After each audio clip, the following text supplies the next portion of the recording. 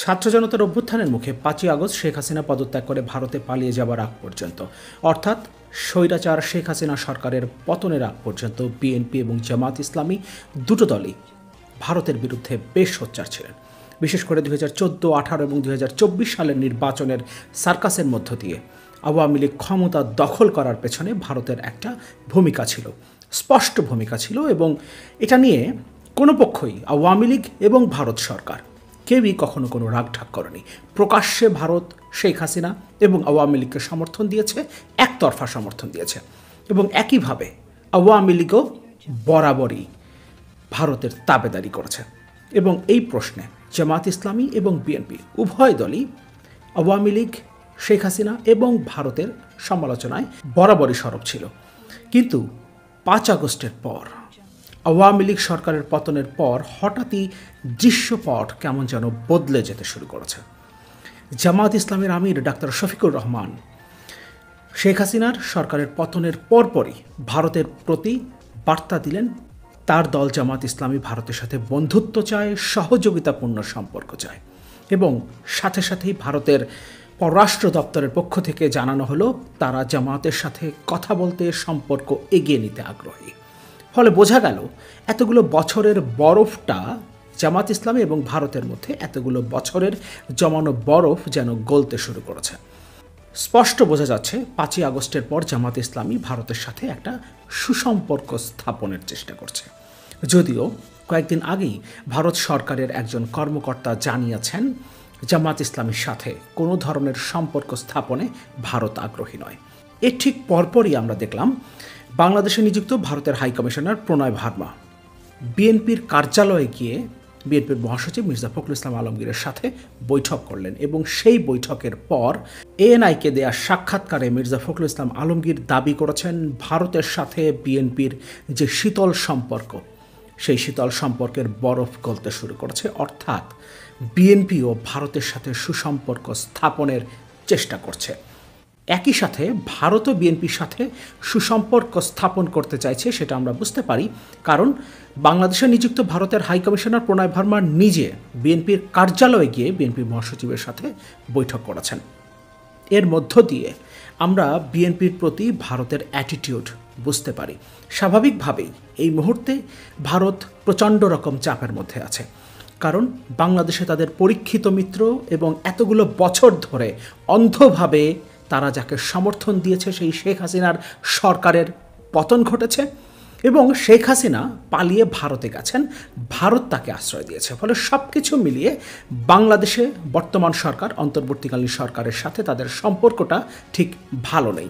আবার বাংলাদেশে যে রাজনৈতিক দলগুলো সক্রিয়, বিশেষ করে বিএনপি এবং জামাত ইসলামীর সাথে তাদের সম্পর্ক কখনোই ভালো ছিল না।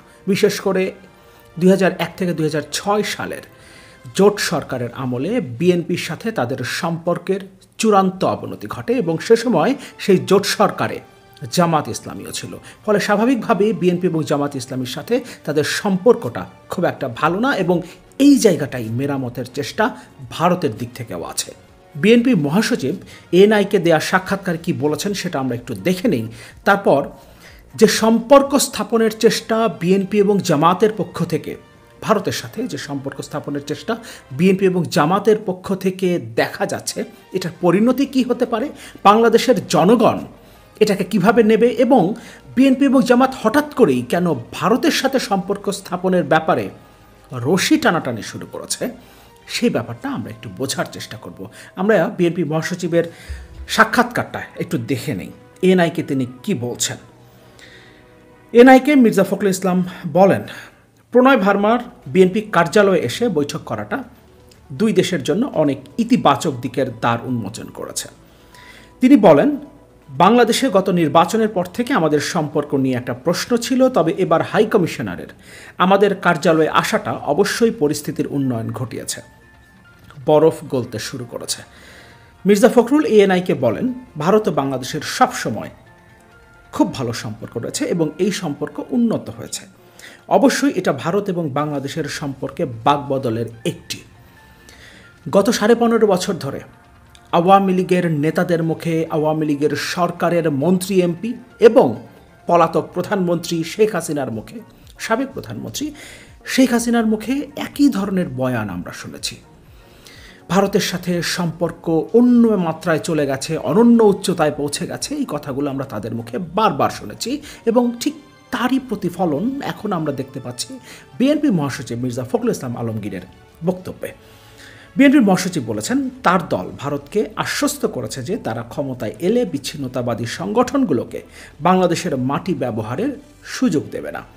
অতীতে উত্তর পূর্ব ভারতের সশস্ত্র গোষ্ঠীর সদস্যরা বাংলাদেশে আশ্রয় নেওয়ার খবর প্রকাশ হয়েছে। ভারতীয় হাইকমিশনার প্রণয় ভার্মার সঙ্গে বৈঠক নিয়ে মির্জা ফখরুল বলেন, আমরা দুই দেশের মধ্যে স্বাভাবিক সম্পর্ক নিয়ে আলোচনা করেছে।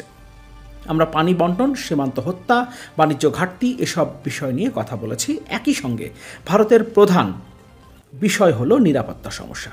আমরা আশ্বস্ত করেছি যে আমরা যদি ক্ষমতায় থাকি, বিএনপি যদি ক্ষমতায় থাকে, তাহলে তারা এটা নিশ্চিত করবে যে এদেশের মাটি বিচ্ছিন্নতাবাদীদের দ্বারা ব্যবহৃত হবে না। সবসময় বাংলাদেশ ও ভারতের সম্পর্ক খুব ভালো ছিল উল্লেখ করে মির্জা ফখরুল এএনআইকে বলেন, কিন্তু বিএনপি ও ভারতের সম্পর্ক নিয়ে কিছু ভুল বোঝাবুঝি ছিল। আমি মনে করি বরফ গলতে শুরু করেছে। আমি আশা করি এবার এই সম্পর্ক আরও ভালো হবে।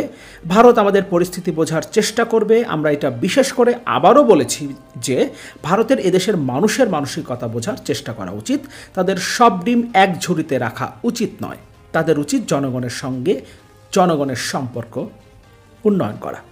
পরিষ্কার বোঝা যাচ্ছে ভারতের সাথে সম্পর্কের উন্নতি ঘটাতে চাইছে বিএনপি এবং জামাত ইসলামের আমির আরও এক ধাপ এগিয়ে ভারতের সাথে সম্পর্কের ঘোষণা দিয়েছিলেন, আহ্বান জানিয়েছিলেন ভারতকে তাদের সাথে জামাত ইসলামের সাথে বন্ধুত্বের সম্পর্ক এগিয়ে নিতে, সহযোগিতাপূর্ণ সম্পর্ক তৈরি করতে। দুটো দলই ভারতের সাথে সম্পর্ক স্থাপন করতে চাইছে, কিন্তু কেন? ভারত বাংলাদেশে তাদের স্টেক হারিয়েছে, বাংলাদেশে তাদের ফুটপ্রিন্ট ভারত হারিয়েছে। এই মুহূর্তে দক্ষিণ এশিয়ার কোনো দেশের সাথেই ভারতের স্বাভাবিক সম্পর্ক নেই। প্রত্যেকটা জায়গা থেকে তারা ব্যাকফুটে চলে এসেছে, এমনকি সর্বশেষ শ্রীলঙ্কাতে এখন চীনপন্থী একটা দল ক্ষমতা এসছে। এর আগে মলদ্বীপ, নেপাল, ভুটান, চীনের সাথে তো তাদের সম্পর্কের যে পরিস্থিতি সেটা সম্পর্কে আমরা জানি। ফলে সব কিছু মিলিয়ে এশিয়ার রাজনীতিতে, দক্ষিণ এশিয়ার রাজনীতিতে ভারত পিছিয়ে পড়ছে এবং বাংলাদেশেও তারা তাদের ফুটপ্রিন্ট হারিয়েছে। এই পরিস্থিতিতে জামাত ইসলামী এবং বিএনপি উভয়ই ভারতের সাথে সম্পর্ক স্থাপন করতে চাইছে। যদিও বিএনপির আরও বেশ কয়েকজন নেতা ভিন্ন মন্তব্য করেছেন। রুহুল কবির রিজভী তিনি একই সময় যেদিন এনআই এর সাক্ষাৎকারটা প্রকাশিত হয়েছে সেদিনই রুহুল কবির রিজভী বলেছেন, ভারত কখনোই বিএনপি বা অন্য কোনো রাজনৈতিক দল, আওয়ামী লীগ ছাড়া অন্য কোনো রাজনৈতিক দলের সাথে সম্পর্ক স্থাপন করবে না। তারা বরাবরই আওয়ামী লীগকেই সমর্থন দিয়েছে এবং আওয়ামী লীগের প্রতি তাদের সমর্থন থাকবে। একথা আবার বলছেন রুহুল কবির রিজভী। কিন্তু বিএনপি মহাসচিবের সাথে বাংলাদেশে নিযুক্ত ভারতের হাইকমিশনারের বৈঠকের পর বিএনপি মহাসচিবের বক্তব্য একটু আগে আমরা দেখলাম।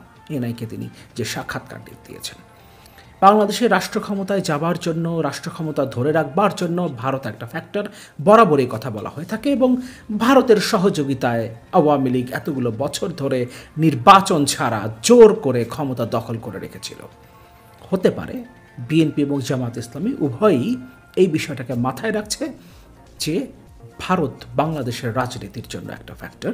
কিন্তু এটা বোঝা উচিত, জুলাই আগস্টের এই বিপ্লবের পর বাংলাদেশে কে শাসন ক্ষমতায় আসবে, কারা ক্ষমতায় আসবে, এটা নির্ধারণ করবে বাংলাদেশের জনগণ। বাংলাদেশের জনগণ দেখিয়ে দিয়েছে কিভাবে স্বৈরাচারের বিরুদ্ধে লড়াই করে তাকে পরাজিত করতে হয়। ভারত শেখ হাসিনাকে বাঁচাতে পারেনি, ভারত তাকে আশ্রয় দিয়েছে কিন্তু তাকে ক্ষমতায় টিকিয়ে রাখতে পারেনি এবং এটা বাংলাদেশের জনগণের জন্য নতুন একটা মাইল ফলক। ফলে এই মুহূর্তে ভারত বাংলাদেশের রাজনীতিতে প্রভাব বিস্তার করতে পারবে এটা অন্তত আমার মনে হয় না। বিএনপি যদি এ ধরনের কোনো স্টেপ নেয় এবং আগামী দিনেও যদি আমরা দেখি ভারতের সাথে তারা সুসম্পর্ক স্থাপনের চেষ্টা করছে, সেটা বিএনপির জন্য যেমন ভুল হবে, জামাত ইসলামী যেটা আরও আগেই শুরু করেছে, 5 আগস্ট আওয়ামী লীগের পতনের সাথে সাথেই তারা ভারতের দিকে হাত বাড়িয়ে দেবার চেষ্টা করেছে, বন্ধুত্বের হাত বাড়িয়ে দেবার চেষ্টা করেছে, এটা হিতে বিপরীত হবে। কারণ ভারতকে বাংলাদেশের জনগণের মধ্যে আস্থা ফিরিয়ে আনতে অনেক পরীক্ষা দিতে হবে। তাদেরকে এটা প্রমাণ করতে হবে অতীতে তারা যেটা করেছে, কেবলমাত্র আওয়ামী লীগকে সমর্থন করেছে, একটা স্বৈরাচারী সরকারকে অবৈধভাবে ক্ষমতায় টিকে থাকতে সহযোগিতা করেছে, নগ্নভাবে হস্তক্ষেপ করেছে বাংলাদেশের রাজনীতিতে। এই জায়গা থেকে যে তারা সরে আসছে সেটা তাদেরকে প্রমাণ করতে হবে। অন্যথায় বাংলাদেশের জনগণের আস্থা ভারতের পক্ষে ফেরত আনা বা তৈরি করা এত সহজ হবে না। বিএনপি বা জামাত ইসলামী তাদের উচিত বাংলাদেশের জনগণের আকাঙ্ক্ষার সাথে সামঞ্জস্য রেখে তাদের রাজনীতি এবং তাদের আন্তর্জাতিক মিত্র ঠিক করা, এবং সেটা যদি করতে তারা ব্যর্থ হয়, দেশের জনগণ তৃতীয় কোনো শক্তিকে বেছে নিতে পিছপা হবে না।